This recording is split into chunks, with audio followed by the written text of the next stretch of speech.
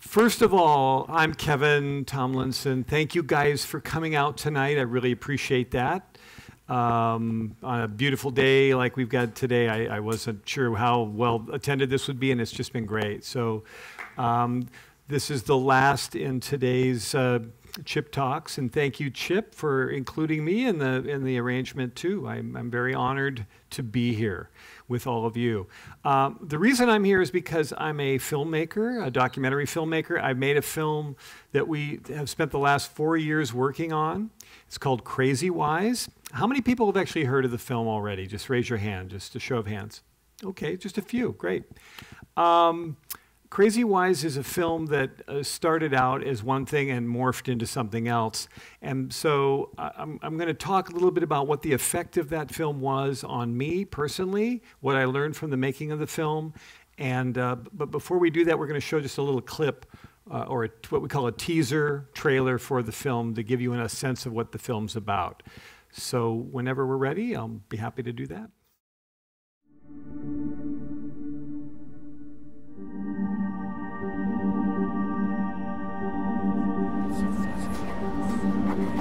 I experience screaming voices. People don't believe how insane I am. And it was terrifying. Totally manic or totally depressed. And it was, it wasn't him. The Adam we knew. I just wanted a car to hit me or a truck or just something to take me out because this time I wanted to really work. I really felt like I needed to end my life. I felt like I was this complete failure. So I was in really bad shape, and the mental health system only made that worse. It's a mythology to think that there's the normal and then there's the abnormal.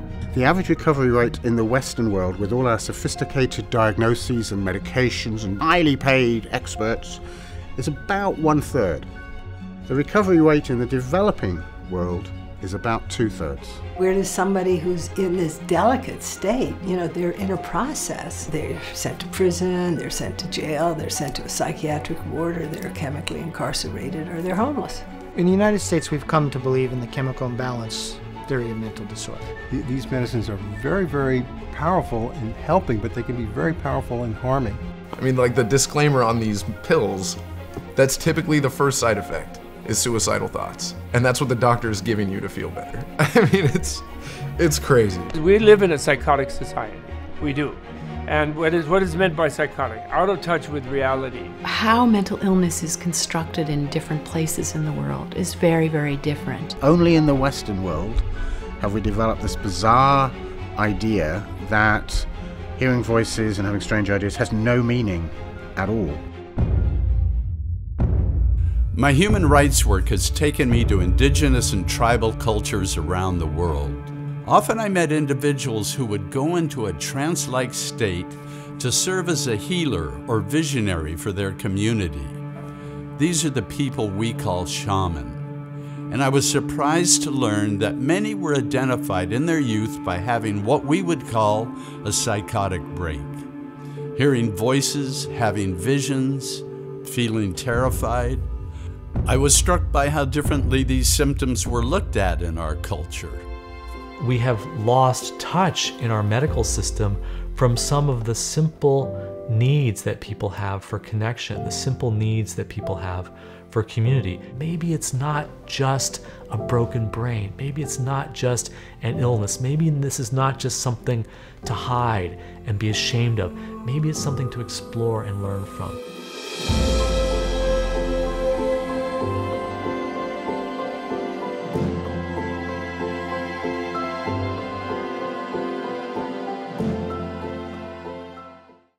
I'm going to stand up here and talk to you about this, but so you see my partner in the film, Phil Borges, who's a very well-known photographer here in the Northwest. He's spent the last 25 years traveling the world and really getting connection with indigenous cultures, tribal cultures.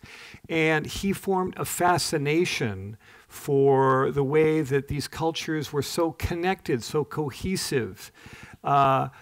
He was especially fascinated with shamanism because he wasn't sure, really how this whole thing worked. And I think he also found that the people who were young people in this community or these tribes who might have episodes where they heard voices or they had visions, those people were often taken in by an elder, someone who'd been through this experience themselves, and basically shown that what you're going through is normal. It's okay. You're a sensitive person. You might have a gift that you can be that can be of help in being with your community and helping others, going to other places, and being able to be clairvoyant, being sensitive to things that other people aren't sensitive to is seen as a gift. And I think he was struck by the way that it's not treated that way in our culture, that people who hear voices or see visions are thought of as weird or strange, or maybe they need to be on medication. In any case, this was something that was kind of the origin of our film. So with that thought, we went in together as filmmakers. I had made one documentary. Phil has done numerous work in his fine art photography. So we came together to make this film, which started out to be, actually, you saw him in the first part of the film, the young man whose name is Adam. It started out to be a film about the benefits of meditation and soon morphed into something way, way different. And so we've spent the last 4 years documenting and hanging around Adam and his family so that we could see what the process is like for someone who's going through a psychotic break. How does the individual deal with that? How does the family deal with that? And how does society deal with that? That was sort of the basis of this whole thing. I come to this with some experience myself. My daughter, who's 45 now, has really been struggling for like the past 20 years with bipolar depression. I've helped to raise, both my wife and I have helped to raise our 13-year-old granddaughter, who's a wonderful kid. Her name is Juliet. And so she spent a lot of time with us when her mom's having problems and struggles. And so I came from that background as well to this film. And I got to be really honest with you. I wasn't handling it as well as I think. Hopefully I've learned more about how to deal with this than I was in the beginning. Certainly I've learned that there's so many things that when you are given as a young person, when you're given a description as someone who is bipolar or schizophrenic, I mean, you're thrown in, your whole world is changed, and suddenly you've got a lifelong description of how you and your life is going to be different than everybody else. So it's not a good way to start out versus the shamanic model where it's seen as a potential gift and you're brought along with teachers and people who've been there, who know what you're going through. You are in fact othered instead of connected with the tribal group. So one of the things I learned is, wherever there is more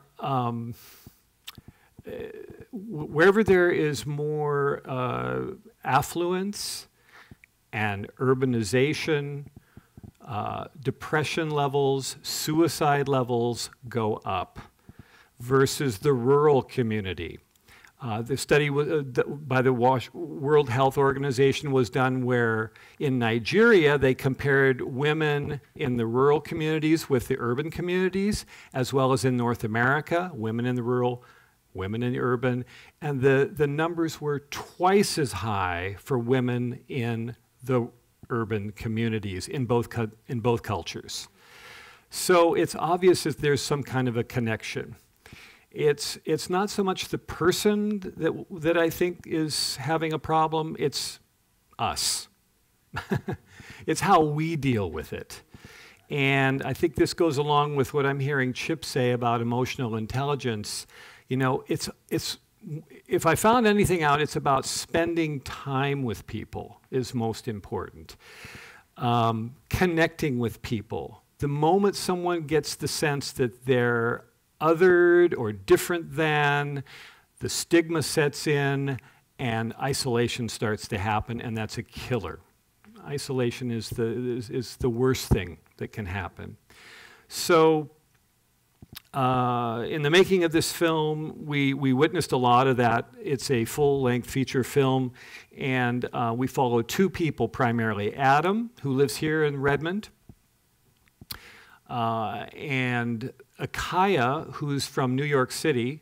She's an African-American woman in her late 20s, early 30s, and she had the same problems.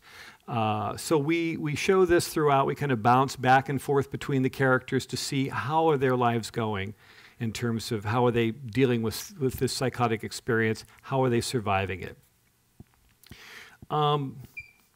So why is this message necessary? Why now?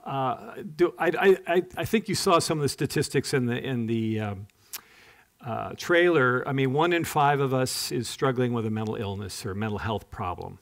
That's one thing we've learned. Mental illness is not a word you want to use because a lot of people don't consider themselves ill. That's a judgment that we as a society make on people. It may just be a different orientation for them. They have other skills, other sensitivities. So to say someone's mentally ill already, we're separating them from the pack. We're already shoving them off to the side. So 1 in 5. Other statistics, our homeless population, about 25% of our homeless population, someone is suffering from a mental or emotional crisis. Prisons and jails have become the new asylums. Over 56% of people in jail or in prisons have a mental or emotional crisis that they're going through. So all this adds up to a very difficult time for us to deal with. I don't have to tell you if you've been in Seattle and seen the tents all around the freeway underpasses. It's just incredible what we're doing and how we're throwing money at a situation, but it doesn't seem to really be solving the issue. Money is not going to be the solution. It's people making connection. It's giving people a place to live that they can feel connected to. So we learned a lot of things. We interviewed experts, over 80 different experts for this film, from very different backgrounds. Dan Siegel, who I think Holly mentioned, and many, many people, Gabor Mate, so on and so forth. Stigma is a big problem. Brain chemistry. We talk in the trailer a little bit about, is it really true that a chemical imbalance is going on in people who are having problems with depression? That hasn't been proven, we found out.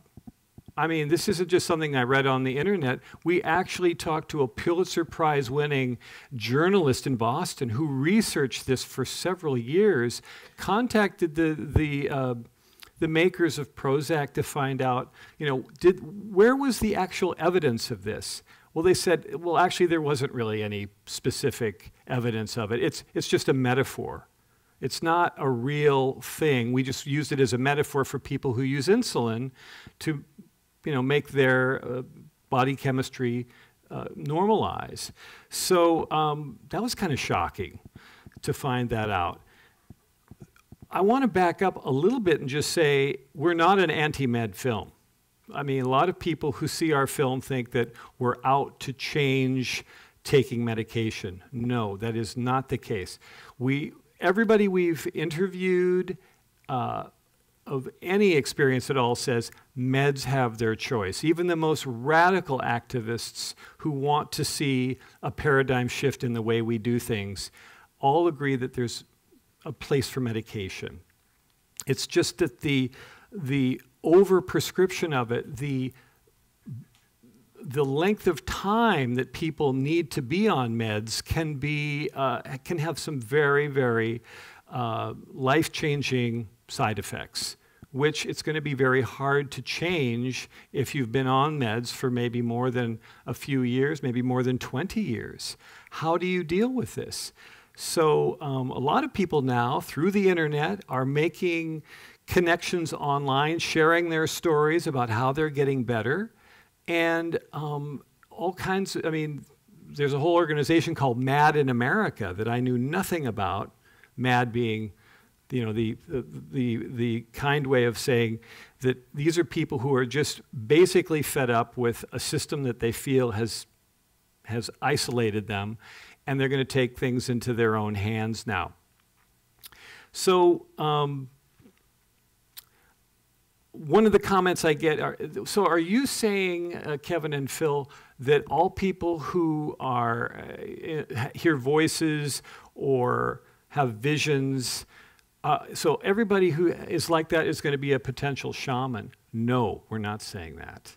What we're saying is it's the model, it's the framework that the tribal cultures with their shamanic practitioners use to bring someone along who's having problems like this.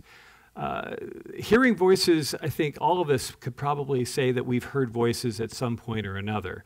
You know, maybe the little voice behind in the back of your mind. When people in tribal cultures have this situation happen, it's not seen as something strange. People look for meaning behind it. What's causing that? And one of the big things that we also came upon here is, unfortunately, a lot of depression and mental problems really stem from childhood trauma. I have to say it. It's and I don't mean in the sense that everyone was abused sexually or otherwise. No, it can be just any number of things that we have experienced as children that we just didn't have the means to deal with. That can cause lifelong trauma. So I was shocked by that. I was shocked by how many people have experienced this. And so this appears later in life as the body tries to balance itself out through these experiences, and it can result in real problems. Being with rather than doing to. This is one of the things that we've found as in terms of alternatives to what we have now is essentially psychotherapy and medication. You might also have some electroconvulsive therapy, which actually is gaining in popularity right now, believe it or not, because for some people it's the only thing that works. And so back to what I started to say about meds, we're not anti-meds. If they work for you, great. Whatever is working for you, that's terrific. All we're saying is that those people who don't want to be on medication, who want to feel their own emotions, there are more alternatives now. There are groups of people getting together to share that information. One of the very strong things that we found is what's called the peer movement, or the peer-to-peer programs. It's much like a 12-step program where someone who has been there where you are now is able to act as a guide or a teacher or someone, or even an equal who can just let you know whether what you're going through isn't strange, isn't anything more than a human experience, just amplified. And I think that gives great comfort to any of us who've been through these things. So the peer program is very strong, and it's a very good way of getting down with people who have been through what you've been through. There's another group. How many people have heard of open dialogue before? Nobody. Okay. Well, I hadn't either before I made this project. Open dialogue, one person. Okay. Great. Open dialogue is a therapy program that was started in Finland in the 1980s. And Finland used to have the highest rate of schizophrenia in Northern Europe 25 years ago. It now has the lowest number of schizophrenic schizophrenia in Northern Europe due to this program, which basically brings out a team of people to your home 24/7 who are highly trained in dealing with these kinds of situations, and they show up. They basically want to gather you, your loved ones, your family, maybe your girlfriend, boyfriend, the people who are your, sort of the inner core of your existence. They want to get everybody together, not just you. This is a little bit like the native program that you were talking to me about, Holly, with the Lakota Sioux, I think. They bring the group together that you are most connected to, and they basically let everybody talk. And everybody is considered an equal. There is no hierarchy. I am no longer the doctor. I am not higher than you. I'm now an equal. We're all listening to each other talk. We discuss what's been going on. We show up 24/7. If you need to go into the hospital, if you need to be put on meds, we do that. They found that by doing this and involving the family, that's the key. Keep the connection going. By involving the family, these problems were ameliorated, and eventually the person is re-engaged, reconnected into the whole, rather than isolated, numbed out, and sent somewhere off to a separate place. So that now is being practiced in small places in the United States, and hopefully it's catching on. But to be honest, it's kind of fringe now. But I have this expression. I mean, I used to say things like, what's fringe today is mainstream tomorrow. I mean, when we look at things like yoga, I think back to the 70s when yoga was just this thing that maybe Jane Fonda, with her workout stuff. I mean, occasionally you saw a little bit of yoga here and there, but now it's on Main Street. The way that the counterculture has assimilated into the mainstream is kind of unbelievable. So I think these kinds of things, because people will demand the change if it works. And I think this is something that will work. So that's being with rather than listening to. Listening, not judging.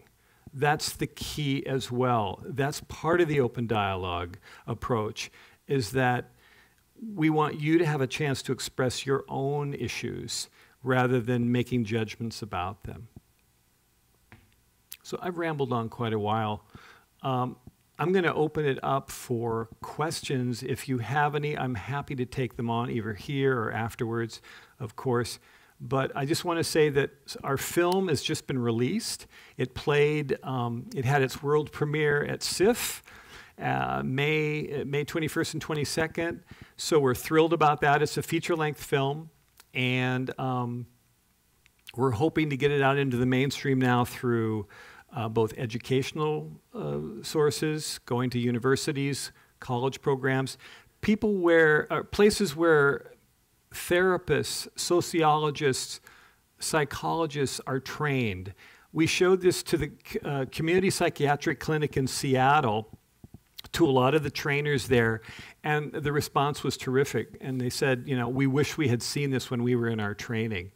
So we feel great about that. And again, it's a hard line to walk, because the film really is about the paradigm shift that's going on now in changing the way we basically switch over from a biomedical dominated model to one that says there are other choices out there. There need to be other choices out there.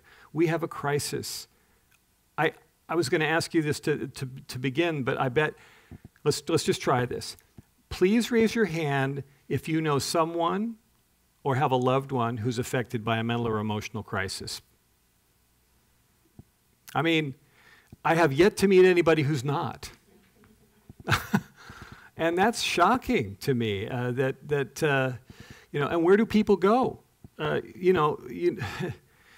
People are writing us daily, and we're filmmakers. We are not medical professionals. Where can I go? What can I do? What are the resources? So we have a resource page on our website. crazywisefilm.com. We have a great resource page there where you can find help. You can go to places that will give great advice and get you in the right directions. Personal friends call me. Where can I go? What do I do? The problem is, if you're really in a situation, you have to be either a danger to yourself or others, and hope that there's a bed open for you in an emergency room. And often there aren't. If you've seen it, read in the Seattle Times, I mean, there are no places to go. Unless you're talking about Western State, and we all know that they've had a few problems lately. And you can't get in, yeah. So, I mean, I just hope that we want to just start the conversation with the film, basically. Because if we don't talk about it, that's the same as isolating. So by talking about it and reconnecting with people and not being judgmental, not stigmatizing, I think and there's really a lot of general connection behind this and support of this idea. So check us out, crazywisefilm.com. Our film is available there too if you're interested. There's trailers, there's blogs with experts talking about this same subject. I think it could be a wonderful resource, and tell your friends so we can change things. Yes? So you're saying your film is available on your website. I'm Correct. assuming the DVD could be ordered? Yes, the DVD is now available. Just last week, actually, just started to be available. Is there any chance that you'll be on any of the streaming services? Yes, there is a chance. We're negotiating right now with a couple of different, I don't know if you know who Gaiam is, I bet you do. They do a lot of yoga videos, and they're in what's called the mind, body, spirit realm and so we're very interested to have them put us on their Gaiam TV program. So we're doing that, and some educational, and then Food Matters TV in Australia has a big mind, body, spirit thing as well. So we're just trying to get it out there. We're also emphasizing going to conferences, professional conferences where people come from around the world to talk about the latest developments in their field. That's a good place for us to show our film, or to show a trailer and just talk about it, because the demand is huge. I don't know how many people, you young guys are going to know this. We have over 7,000 people on our Facebook page, and we just released the film like a month ago. That's unheard of. 7,000 people. That just showed me what a tremendous need there is for this kind of material. So we hope it'll get out. Any other questions? You've been very patient with my rambling. Thank you. Good rambling? Okay, I hope so. Yes? I think this might be too complicated to answer, but I'm curious about the statistic you gave at the beginning, where how the suicide rate is double in the urban areas. Is that just World Health Organization is where I got that.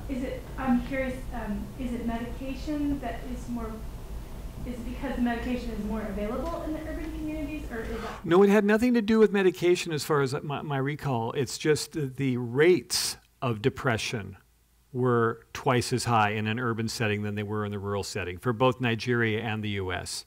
And this is women only now. They didn't take men into I don't know why, but this is something that I read from Sebastian Junger, who's, the author of The Perfect Storm, and he's really into. He wrote a book that I love called Tribe, talking about how for millennia, we've all evolved into, living in groups of from 10 to 40 people, and now we're in this huge new world, and we don't know how to deal with, with all these people, and how to be the Western individualist means of, pulling yourself by your own bootstraps versus the collective approach of Asian countries, or what some people call rice culture, versus our wheat culture, where we're more focused on individual performance and competition versus collaboration together when you're out there in the rice paddies. He makes some very good analogies about how this is hard for people to deal with, because we're not genetically set up that way. You know, we've been working in groups, small groups for years in a tribal way, and now he talks about PTSD as being something where, you know, soldiers felt the safest when they're out in the field, surrounded by their best buddies who are all have their back, and then when they come home and they're away from that, they feel out of their element and very insecure. So, I mean, just really interesting insight. I highly recommend the book. It's called Tribe. Anyway, any other questions? No? Okay, thank you very much, folks. I appreciate you coming out. Yeah.